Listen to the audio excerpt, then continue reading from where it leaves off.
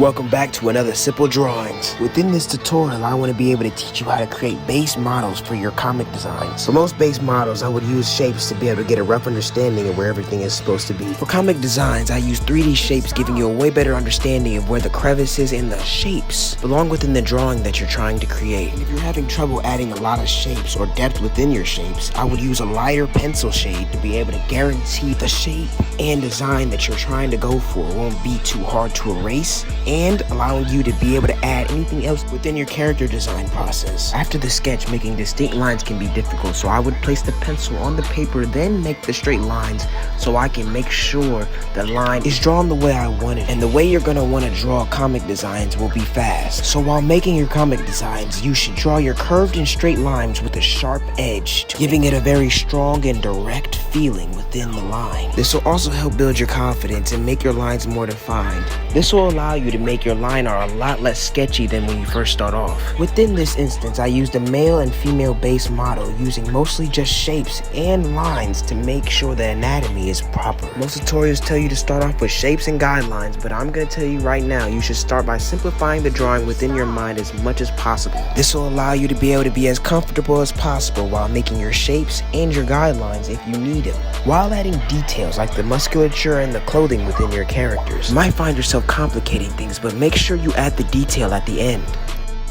This next portion is for the comic book. If you're having troubles with the tips or the details that I was saying before, you should definitely start with a warm-up before you go into this. I use less guidelines for this part because it will give you a better understanding of how it will look at the end of your drawing. After practicing your shaping and your guidelines for your base models, to make a comic style drawing, you'll have to add a lot of shading and also making sure your base model retains the same form and anatomy that you were going for.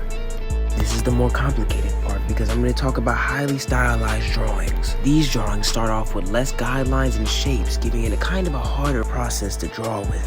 But using your muscle memory or even your imagination to be able to have an idea of where everything is supposed to be, you'll find a way to be able to add any type of details even within the erasing process. You'll find yourself adding even better details to certain areas, maybe even giving it a better look than it already originally had. Well, in your opinion, of course. I'm not trying to put your artwork down. It's about making sure you have fun and enjoy the process of making this art that you really care about. Every line matters, and enjoying the process is the only way you'll be confident within making these lines. I hope I've inspired you to draw even more, and it's time for me to head out. Peace.